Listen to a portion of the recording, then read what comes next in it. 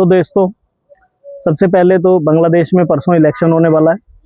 उसमें क्या है कि मेजरली 3 पार्टियां जो हैं वो कंटेस्ट कर रही हैं। एक तो हमारी है बीएनपी, सेकंड जो है अवामी लीग और एक जमाते इस्लामी। अवामी लीग तो उन्होंने मना कर दिया है, उसका कोई भी कैंडिडेट इलेक्शन में खड़ा नहीं हो सकता। लेकिन जो रुख रहेगा इन पार्टियों का, वो देखने वाली बात ये है कि जो पार्टी है जमाते इस्लामी, इसके क्या क्राइटेरिया हैं, इन्होंने अपने घोषणा पत्र में क्या बोला है, उस पर आज हम डिस्कस करेंगे। तो सबसे पहली बात तो भारत के प्रति इस पार्टी का क्या रुख है।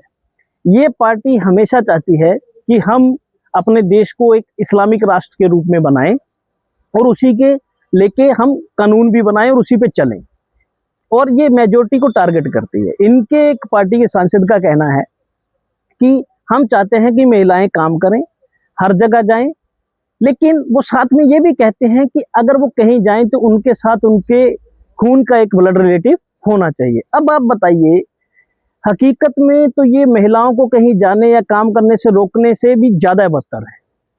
इसमें आप डायरेक्टली इनडायरेक्टली मना ही कर रहे हो उनको काम करने से, आप उनको काम करने के लिए प्रोत्साहित नहीं कर रहे हैं। आप किस तरीके की सोसाइटी चाहते हैं?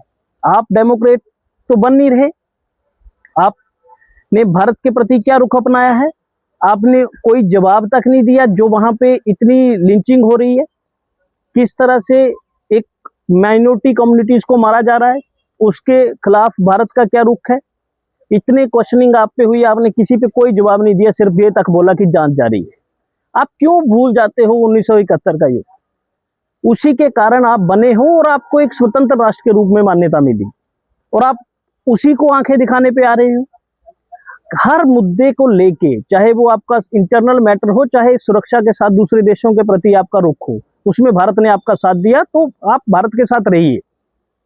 और जैसे शेख हसीना की पार्टी है अवामी लीग, जिसको आपने मना ही कर दिया इलेक्शन कंटेस्ट करने से। हम मानते हैं कि शेख हसीना आरोपी होंगी, लेकिन उसकी पार्टी के दूसरे कैंडिडेट तो इलेक्शन लड़ सकते थे, उनको तो इलेक्शन लड़ने दीजिए।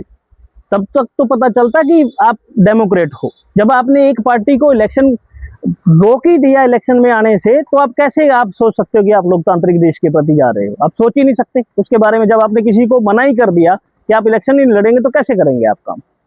आप बताइए इस बारे में। और दूसरी तरफ बीएनपी है, उनका तो कोई अपना स्टैंड ही नहीं है, जिस हिसाब से तो मुझे तो नहीं लगता कि ये इलेक्शन फेयर हो पाएगा। इस इलेक्शन को फेयर करवाने के लिए आपको सबको साथ लेके चलना चाहिए और एक डेमोक्रेट को मजबूती से साथ इंट्रोड्यूस करना चाहिए। आपका एक शिविर है जो जमाते इस्लामी की स्टूडेंट यूनियन है, उसमें आपने बहुत अच्छी जीत दर्ज करी, चाहे वो यूनिवर्सिटियां हो, ढाका यूनिवर्सिटी हो के आसपास की यूनिवर्सिटियां हैं, उनमें आपने अच्छी जीत। लेकिन इस जीत का मतलब ये नहीं हो जाता कि आप देश भी जीत जाओगे इस तरह के मुद्दों को लाके। ठीक है, आप बोल रहे हो कि उनको पर्दा करना चाहिए, शरीयत से चलेगा देश, कैसे चलेगा बताइए आप एक स्वतंत्र राष्ट्र हैं और एक अच्छे देश की नींव रखनी है, तो आपको लोकतांत्रिक होना पड़ेगा और जो आपके पड़ोसी हैं उनके साथ अच्छे से रहना पड़ेगा, और माइनॉरिटी जो है उनके अधिकारों की रक्षा करनी पड़ेगी। और तथ्यात्मक जानकारियों के लिए जुड़े रहिए मेरे चैनल बॉयज एंड व्यूज। धन्यवाद।